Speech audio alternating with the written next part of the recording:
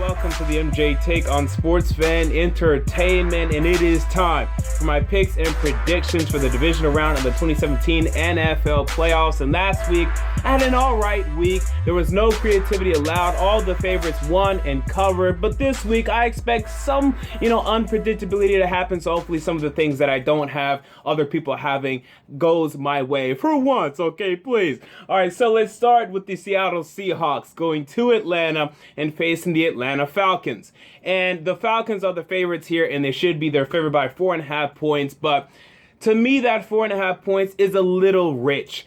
This is a Seahawks team that, yes, they've had their disappointing games, especially on the road this season, but in the playoffs, man, they're going to lose eventually, probably this year, but it's going to be close when they do. And Russell Wilson, although he didn't have a great first half last week, he had a really good second half. And you look at this Falcons team, they're missing Desmond Trufant. Robert Alford is banged up. Their cornerbacks right now, they're not very good, and their whole defense isn't very good. This Seahawks team will be able to put up points on this Falcons defense. You look at Paul Richardson, the wide receiver for the Seattle Seahawks. He's going to find success. Doug Baldwin will find success. Jimmy Graham will find success. And it wouldn't shock me in the least if the Seahawks won this game, but I do have the Falcons winning this game. I think the Falcons might start out a little slow. You're going to see Bobby Wagner do a great job of covering Devontae Freeman and Tevin Coleman in the passing game, but eventually they will find holes in this Seahawks defense, and eventually they will pull it out, especially now Julio Jones healthy and back, and they do want revenge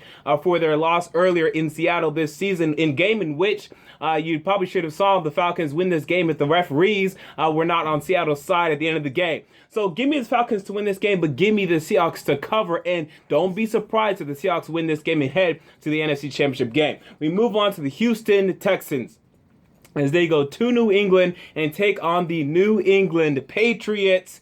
And obviously, I'm going to pick the Patriots to win this game straight up. Against the spread, though, this is interesting. So, the Patriots are favored by 16 points. And for me, that's just too many points. This Texans team, their defense is very good. And I know earlier this season, the Patriots blew out the Texans 27-0 with Jacoby Brissett.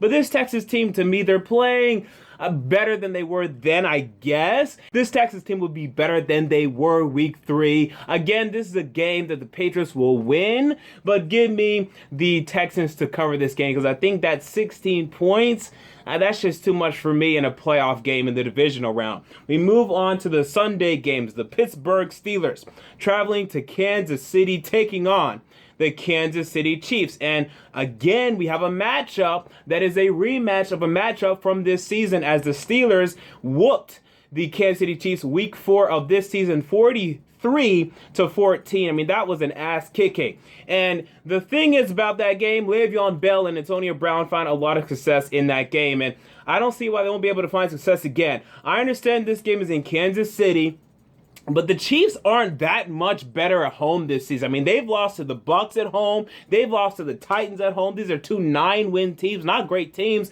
And the Chiefs also, they haven't had to face too many great teams this season. The Raiders, yes, they dominated the Raiders. But outside of that, you saw them lose to these 2 9-win teams like I talked about. They didn't face the Patriots. They didn't face the Steelers. And then when they did, actually, they got their ass kicked.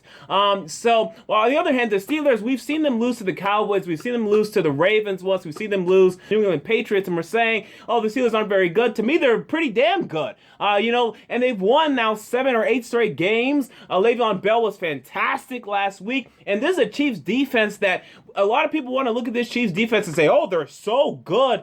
Really? I don't think so. We've seen the Denver Broncos run all over them. We've seen Latavius Murray find success against them. And we've seen Le'Veon Bell find success against them. He will do it again. This is a Chiefs defense that gives up over 4.4 yards per carry. You can't do that against Le'Veon Bell. You can't do that against the Pittsburgh Steelers. So give me the Pittsburgh Steelers to go to Kansas City and get a big victory, winning in Kansas City and winning a huge game here, and obviously covering because right now they are 2-point underdogs. We move on to the final game, the Green Bay Packers at the Dallas Cowboys, and I started to get a little reactionary after last week when the Green Bay Packers whooped the New York Giants. But the more I thought about it, man, the Cowboys are the obvious pick here.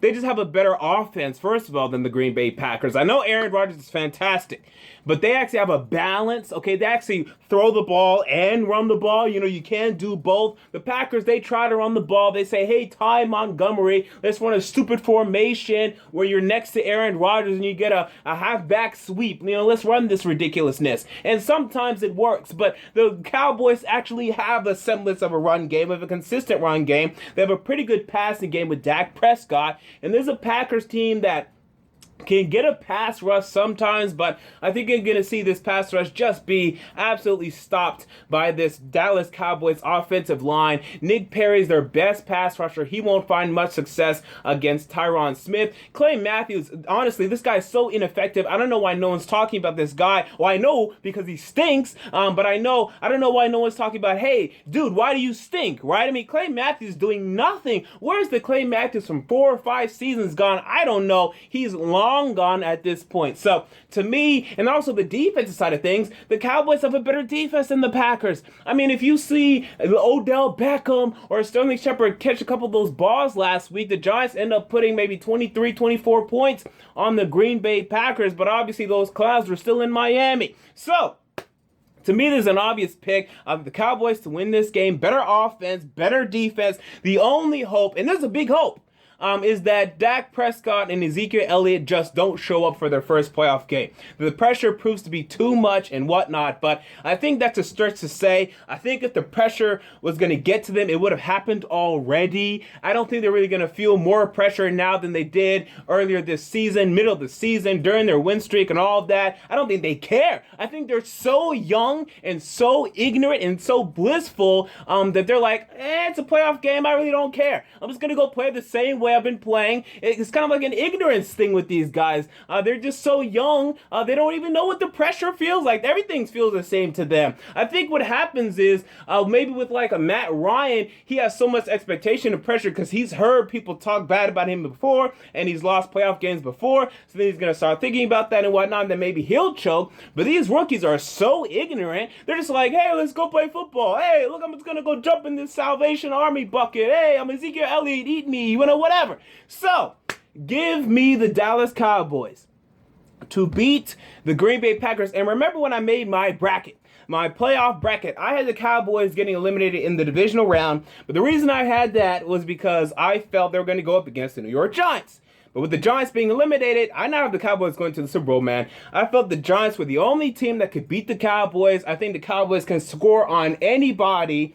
And I think that's what we're going to see happen starting this Sunday, but we'll see. And then in the Super Bowl, though, it will not be an easy matchup against the New England Patriots, but we'll cross that bridge when we get there.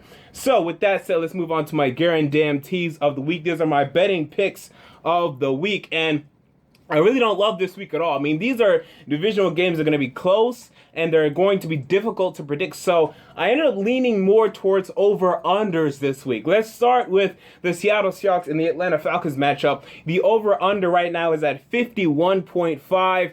And I like the over there. The Falcons, to me, no matter who they're playing, even the Seahawks, they're going to score their points. And to me, they're going to score even 30 points this week. And the Seahawks as well, they're going to score their points against this Falcons defense, which really isn't very good. So give me the over 51.5. Look at the Pittsburgh Steelers at the Kansas City Chiefs. This is at a total right now at 44.5. The over-under is.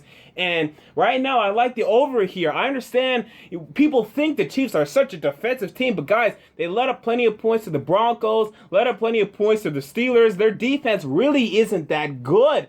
This Steelers defense, it may even be better, honestly. The thing is about the Chiefs, though, they get the Tyreek Hill plays, and they may get another one here. So I like this to be a high-scoring game. Not too high-scoring, but higher scoring than a lot of people think it will be. And I like the over 44.5 here.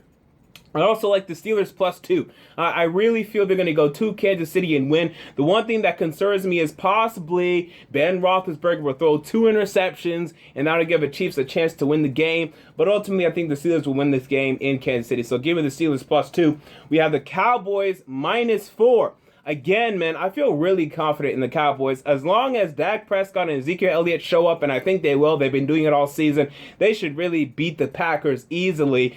They can outscore Aaron Rodgers together. The two of them combined can outscore Aaron Rodgers. We look at the Packers and Cowboys over-under total of 52, and it should go over. Okay, the Cowboys to me are going to score a lot of points this game, and Aaron Rodgers will try his best, his damnedest to keep up, and this will be a high-scoring game, a shootout even, so give me the Cowboys-Packers over 52.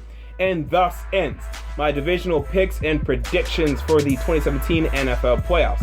What are you guys' picks and predictions? Comment down below. I want to know. If you enjoyed the video, make sure to like, comment, and most importantly, to subscribe. And until next time, this has been the MJ Take on Sports Fan Entertainment, and I'm out. Peace.